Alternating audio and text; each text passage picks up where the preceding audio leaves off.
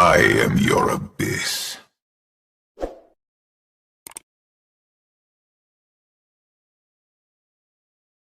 Hey everyone, Zed is one of the most popular champions in the game, and for good reason. He's extremely fun and has a super high skill ceiling. That just means he has a ton of potential, and almost every fight you could have done something more or better. He is very difficult though, especially if you don't have a lot of Zed game knowledge.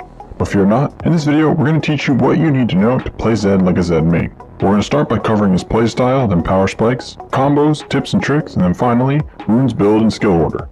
So let's get started. Zed is, of course, an assassin, but he is different than a lot of other assassins since he actually plays more like an AD mage or an AD caster, as some would call him. This is because you normally want to be using your abilities from range to poke and damage the enemy before actually going in. But Zed still does what other assassins do, mainly looking to burst an important target by flanking and catching them off guard. So let's quickly talk about Zed's power spikes. His levels 1 and 2 are pretty bad, and he can actually start playing the game around level 3, but even then he's kind of weak. But he's a scaling assassin, meaning the longer the game goes, the better it gets for him. He's actually the best scaling assassin in the game, excluding Kassadin, but he's almost as good as him too. So his first big power spike is level 13, where he has all of his points in Q and E, and his level 2 ultimate. This makes his E cooldown very short, and his Q doesn't cost as much energy. The next big spike is level 16, because with Ultimate Hunter, which he should be bringing every game, brings his ult cooldown to around 20 seconds. That's obviously really crazy considering how strong Zed's ult can be. But now, let's get into the fun stuff, combos. Zed's most important combo by far is his WEQ combo. There are multiple important parts to it. First, you want to be using W first and E immediately after as the W is traveling. This makes it so as soon as the W lands, it uses the E. Second, you want to be throwing your W to one side of them, not directly on top. By doing this, the Q coming from your shadow will always hit because it's right next to them. It also makes them start running away from the shadow naturally, so it makes the second Q easy to land as well. It looks like this when done right. I throw the shadow on the bottom side of the Vlad, then put my mouse on him and throw my Qs, and they both land. Now, landing this combo consistently can easily be the difference between winning and losing a game, so you really have to focus on it. This is the #1 priority combo to start learning if you want to play Zed. Something a lot of players don't know about Zed is, if you land both Qs, you get energy refunded. This is very important when going for all-ins, so you have the energy to finish them. Now that you know the main combo, let's expand a bit and look at the first kill combo once you have your ult. This combo is used mainly in lane if the enemy mid ever lets you walk into ult range without having to use your W first. You want to walk up and ult, then WEQ like this, looking to land triple Qs. Now, a very common mistake for low elo Zeds is that as soon as they come out of the ult, they use E first. You don't want to do that because if you hit someone with a shadow E, it slows them. And if you hit them with a shadow E plus your own E, it slows them even more. So by ulting and then using WEQ right on top of them, they'll be slowed, making your Qs much easier to land. Another variation of this is super important for team fights. A lot of the time, it can be hard to get to the backline safely. So you'll want to ult someone in the front, then WEQ a carry in the back. By ulting someone in the front, you get multiple benefits. First, it gives you a really nice shadow position to escape to. Second, it makes the carry that you are actually targeting feel very safe. In this example, I'm chasing the enemy Ori, but my actual target is Kate behind her. So I run at the Ori until Kate is in range, ult the Ori to dodge her ult, use the bread and butter WEQ combo on Kate and an auto to finish her off, and clean everyone else up. There's another benefit of comboing this way as well, and is that you get a ton of AoE damage because you have 3 shadows basically lined up. So if you watch how I opened up on this fight again, I basically had 2 or 3 Qs hitting everyone here, which is a ton of damage. Alright, now we're going to get a bit more advanced. This next combo is for more dangerous situations, especially ones where you have to be able to immediately swap after ulting. Zed can't swap to his ult shadow for half a second after using it, and you can easily get CC'd in that half a second. So this combo helps a lot for that. Also, it's nice if you need to kite them out and not get hit. So I have a few clips here to show you how this one goes. The important part is dropping W first in a safe spot. Then R them, immediately swap, press E for slow, and then use your Q. In this one, I do the same thing, baiting this very fed Tristana to jump on me. I W behind me, then do something a bit advanced that would take you some time to get down.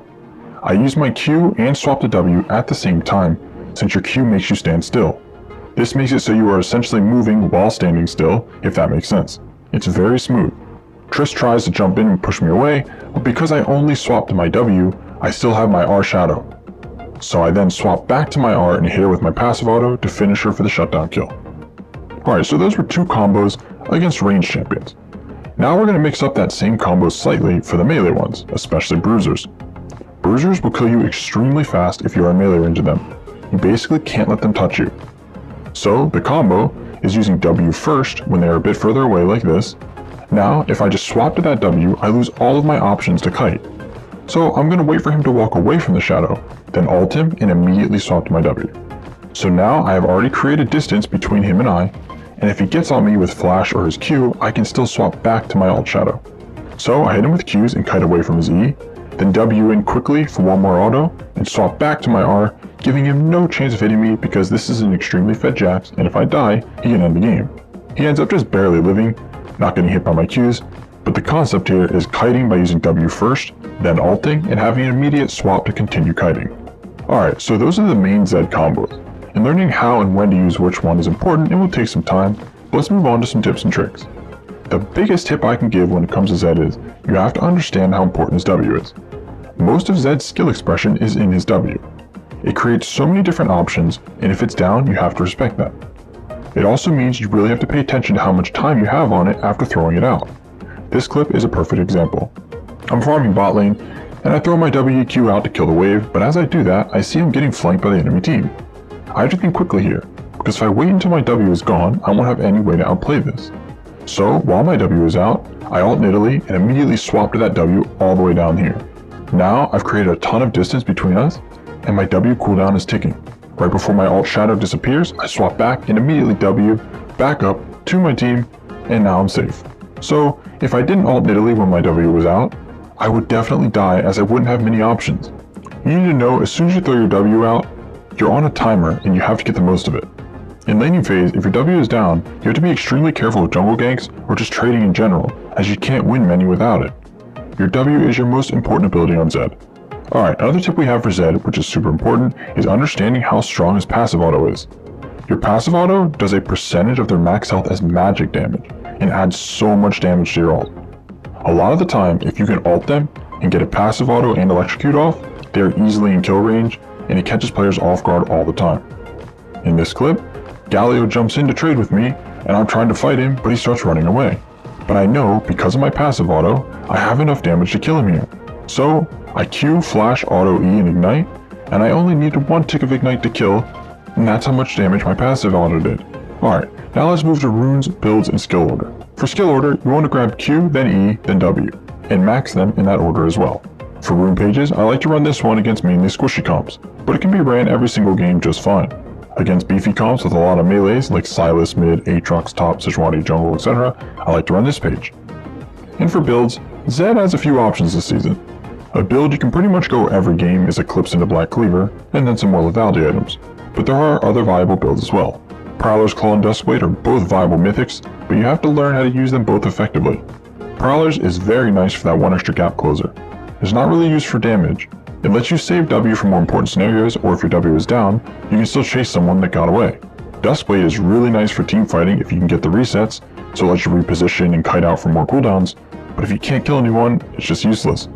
If you rush Duskblade or Prowlers, I recommend going more lethality second, or a Last Whisper of snowballing. You're going to want Last Whisper third or fourth item at the latest most of the time. If the enemy stacks armor, you just won't deal damage to them. But mainly on Zed, you just need to build lethality and decide which utility is best for that scenario. Edge of Night is really good if they have immediate CC, so you can jump in and survive long enough to R away. For example, Leona. Serpent's Fang is great versus shields. Yumu's is good versus high move speed comps, and Umbral Glaive is good if they have a lot of vision that you just can't clear. It's mainly just making sure you know when to build Last Whisper, then choose your lethality items, because if you build Last Whisper too late, you won't do any damage. And by that time you might fall too far behind to where you can't carry anymore. Alright guys, so now you have the tools you need to play like a Zed main. Don't be discouraged if you can't do well right away, as Zed is one of the hardest champions in the game. But if you play him enough and make some sick plays, it'll all be worth it in the end, especially if you're having fun.